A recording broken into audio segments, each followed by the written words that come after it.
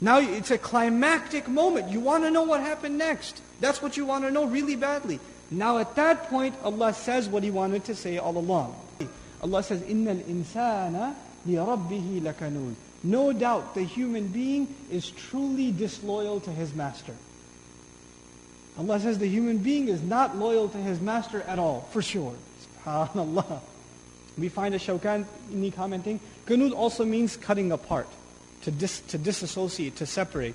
Meaning the human being separates himself from the mastery and the slavery to Allah. He disassociates himself. This is a special type of ingrate, Qanud.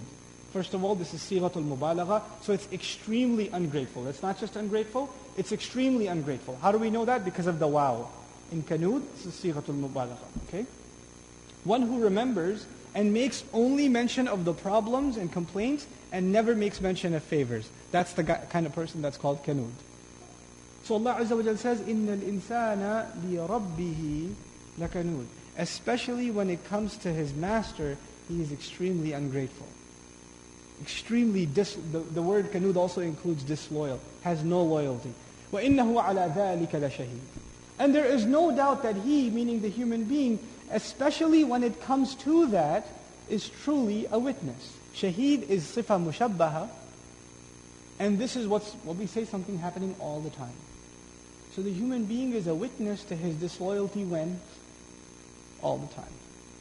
It's not just one occasion. It's not just one scene that was just described. For this scene, he was shahid.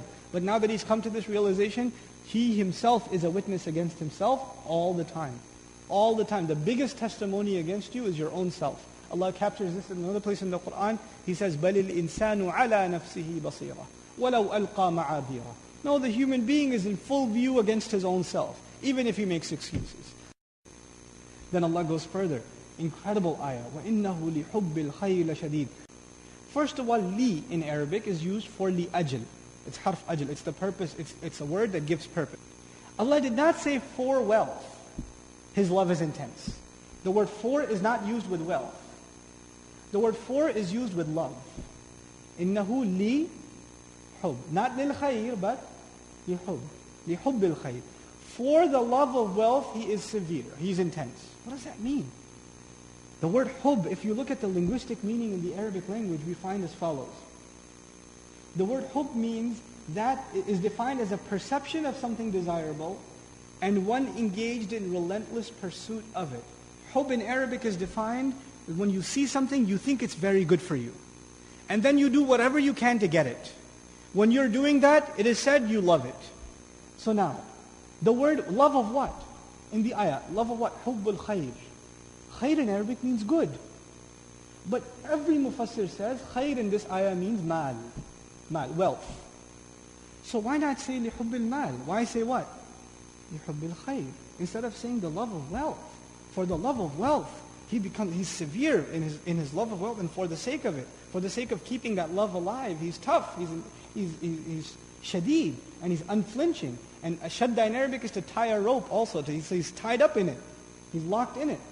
But here the word khayr, I want to share with you an incredible comment, which we find by Ibn Zayd, rahimahullah. سَمَّ اللَّهُ الْمَالِ خَيْرًا. Allah named mal, wealth, in this ayah as khayr, as good. وَعَسَىٰ أَن يَكُونَ شَرًّا. And it could be that it's bad. Isn't that true? Wealth could be good and wealth could also be bad. So how come? وَلَكِنَّ النَّاسِ يَجِدُونَهُ خَيْرًا فَسَمَّاهُ خَيْرًا. It's because people always think of wealth as what? Good.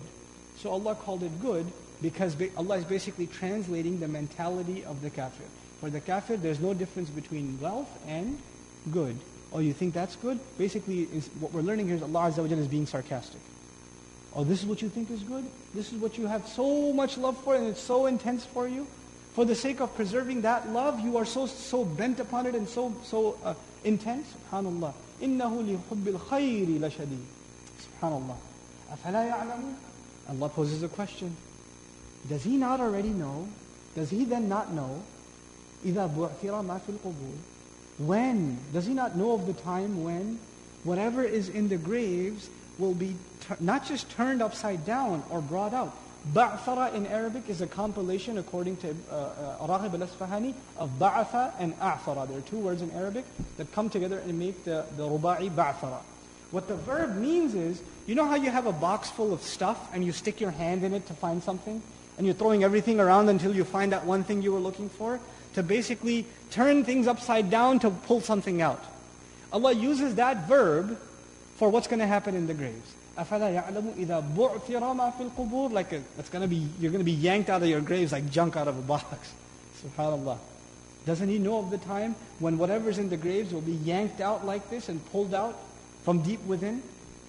He said, well, doesn't he know when everything in the graves will come out? And then he says, subhanallah, how he completes the subject from Surah Al-Zilzal. وَحُصِّلَ مَا فِي الصُّدُورِ حُصِّلَ أو جُمِعَ مُحَصَّلًا في الصحف أو مُيِّزَ ما في الصدور من خير أو شر. The word تحصيل in Arabic, حُصِّلَ, rough translation, whatever is in the chest will be brought out. That's how it's commonly translated. But tahsil in Arabic means to peel and extract something. From like you know how banana, you peel it and you take the banana out. Now imagine like you have mango or other fruits. You peel them, you get the inside, the meat of it, the mush that you really want, and you put it together and you pile it up together. Allah uses that word for what's in the chest. Everything will be scraped out of the chest. Like the chest will be peeled off and everything on the inside will be scraped out. If you remember something about the last surah, we studied فَمَنْ يَعْمَلْ مِثْقَالَ ذَرَّةٍ شَرًّا يَرَهُ وَمَنْ يَعْمَلْ مِثْقَالَ ذَرَّةٍ خَيْرًا يَرَهُ. The previous surah mentioned the smallest deed, عمل. مَنْ يَعْمَلْ عمل. But actions are not in the chest. What's in the chest? This ayah is about the chest, right? The last ayah mentioned the smallest deed. And this ayah is going even further. Not even a deed, what you are hiding inside. And what are we hiding inside? The surah already mentions hubbul khair. The human being is hiding what inside? First of all, he's hiding a testimony of his disloyalty to Allah. That's what is in the chest already now. The other thing he's hiding is the love of wealth. The love of wealth. And this will be scraped out of him. So the previous ayah mentioned amal, and this surah mentions what's in the chest, the intent, the motives, the testimony on the inside, subhanAllah, completing the picture. Now you can say, إِنَّ رَبَّهُمْ بِهِمْ يَوْمَئِذٍ لَخَبِيرٌ. There is no doubt, their master, especially in regards to them, meaning these kuffar, who think there's nobody watching them, nobody knows what's in their heart, nobody knows what they did. Especially in regards to them. Why did I say especially? Because bihim is muqaddam. We don't say inna rabbahum yawma idhin lakhabirun bihim. If bihim was at the end, I wouldn't say the word especially. But this is ikhtisas, li'annahu yuqaddam. Right? So inna rabbahum bihim yawma idhin lakhabir.